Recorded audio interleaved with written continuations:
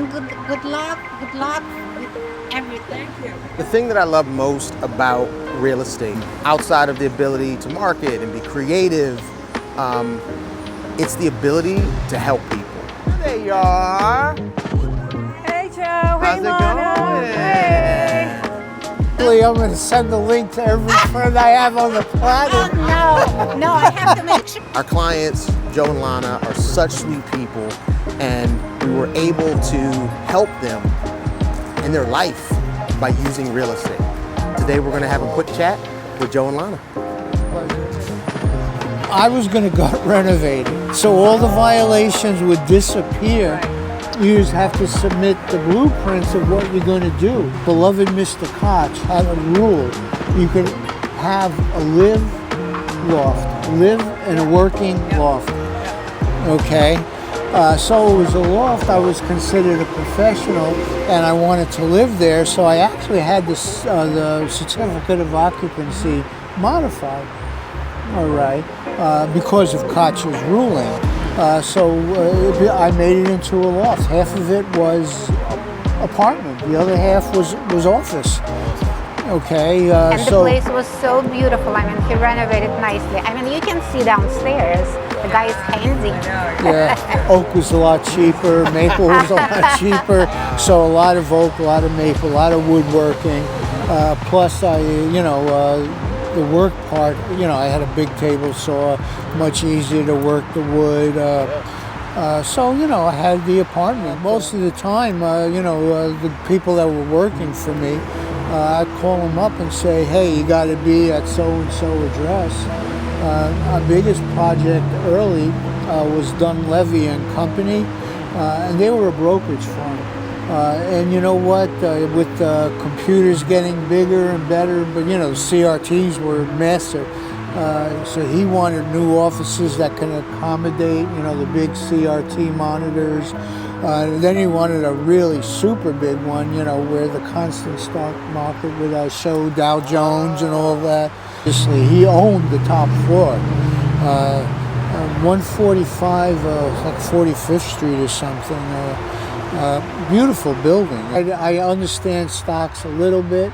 It was like, but he was making a fortune, and hey, God bless him if he could make a fortune. We met, we decided to get married. I moved in, and we were in Chelsea for probably like 5 years together. Well, me being there.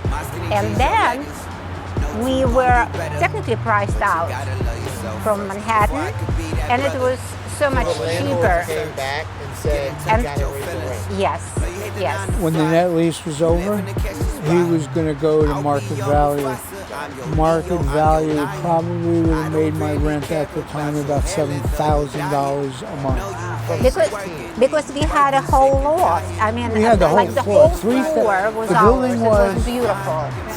40 feet by 80 feet, 3,200 open square footage, no columns. No, nothing. And he put like a marble bathroom. I mean, everything was meticulously like said and done, and we had those beautiful closets, like with the mirrors. And when they saw all of the improvements, obviously they wanted, they're touchable now. It's like, Manhattan. We seen this building and we didn't want it. I was about to cry when I saw it. Oh my gosh! It was an architectural nightmare. We got it like the whole thing, but especially because it was Brooklyn. It was so close to the cemetery, and it was like so dingy. My mother-in-law walks in, and we have like the whole thing. God bless her soul. The whole thing was gutted, and they had just a beam, and she had to like balance it like that to get to get to the toilet, because the toilet was like somewhere there. Yeah, she said, "Oh my gosh!" I never could understand. They cut the beams, like 80% of it, to run the pipe, in the beam for the bathroom. And if you take away 50% of the beam, that means it has no structural strength. So I had to replace the beams. But the building is like 100 years old. I mean, we bought it in 2000, then 2011 happened actually 9/11. Yeah. And Joe was sitting here because we had to move from Manhattan. We could not move into the house, so we were staying with friends. But Joe was doing some work here, and Coming then every day here. after the 11th, Canister after canister. he can see all of the like paper flying here because it was windy and all of those buildings, they were like collapsing. The air quality was horrible. No, I was a volunteer at the World Trade Center, and I went there. We would go to Chambers Street, and a supervisor, head guy, whatever you want to call him, we would get in a bus, and then we would go down the manhole. All right, and since electrical engineering, networking, all the wires underneath were spaghetti, twisted. And I was down there, and I came home that night, and my throat was on fire. And he was coughing a lot, and I said, Joe, it's not healthy because and I said, they they're were saying lying everything to was us. fine. All right, and No, the next day no, I there went. were no I masks figured like I'd be that. a good citizen, No. volunteer. So I went the next day, and one of the guys, Tony, who was also a volunteer, he goes, "Did you have problems with your throat last night?" And I said, "Yeah." And he said, "Yeah, my throat was like sore as hell." And I said, "They're lying to us. There's something in there that's really bad, and they're just not telling anyone." So basically, Tony and I got off the bus, basically said to the supervisor, Yeah, "No, we're not coming. you're not being honest with us." And I left, and that was it. And I came home, and that night my throat was red. And I was only downstairs. When I say downstairs, in the manhole, hour and a half.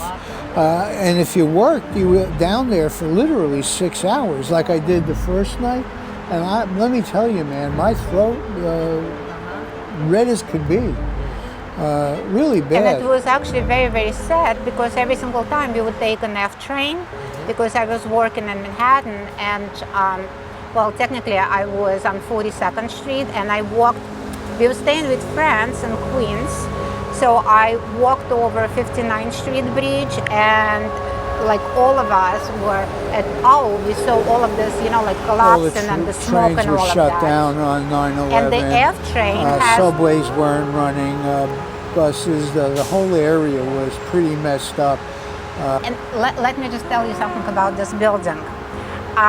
They had dumb waiter, like those little elevators that they put food in. Was this a single family home when you purchased it? No, They're all two-family. classified as two families. This. We also the had other so one. many fireplaces. They were not working, but it's so Well, sad that we didn't keep every them. floor had two fireplaces. But Over there, the insurance where we have the company, bathroom? if I kept the fireplaces, would not insure me. They said with a 100-year-old house that you got cracks in the mortar. All right, the flue is not lined. They didn't have the type of fire bricks that they have, today. So if you're going to put up wood or anything, the chance of transmitting a fire to the wood, highly likely. All right, so you keep the fireplaces, you ain't gonna get insurance. And Joe pretty much did everything himself because every single contractor, I don't know, maybe we had like bad luck or something like that, but he was not satisfied because he's such a professional. You cannot, please the You're paying professionals. good money, you want so he professionalism. did everything himself. Well, except digging the basement. That's why it Digging took the such a long basement, time. But we were good. We were my okay. friend, the Yeah. structural engineer, simply said, be 36 inches, 30 preferred, okay, then concrete gets 80% of its strength after 3 days. I dug 5 feet down. You dug 5 feet down, and that took 20 years. Not exactly. Okay. Not exactly. Now 20 years for the whole building to be completed. Yeah. There was a lot of that things thing we is didn't only do. like 10 maybe. There was a lot of things we didn't do because I was using downstairs as an office. Okay. I kept tools down there. My workers would come here, we'd hop in a van, and we'd go to wherever the job was. The jobs were 90% of the time in Manhattan. Got it. Okay, Manhattan was our bread and butter. Got it. Okay, and actually my workers would come Saturday and Sunday, Flavio. I was spending money like water. To You get to keep the renovation going. We didn't want to get any kind of like home equity loans or anything like that, so that's why. We had to do and it with didn't our bother own us. money. We were working All right. and we were building the house. I saw too many people back then that borrowed and renovated their place. Right. Okay, and then all of a sudden they lost their job, their income went down, and they had a tremendous mortgage. Right. And you had to see those houses before. It's like when we moved in, this one, the lady she had a raccoon as a pet. She had 3 dogs. A raccoon? Yeah, she got a baby raccoon, and all of a sudden it got big. It was fighting with dogs, so she let it loose. It went to the cemetery, got some family, and the entire family would come back, and she would give them food. Yeah, Yes, the middle house. She was the owner. she was the owner. She got it. She Her inherited father the house. owned all 3 houses at one time. Okay, when we first saw this house, we were not interested. And then they were showing us homes 12 feet wide, Actually, down the block. 12 feet wide. Down the block. 17. And they 5 had- months later, we came back and we made an offer and they accepted to this one.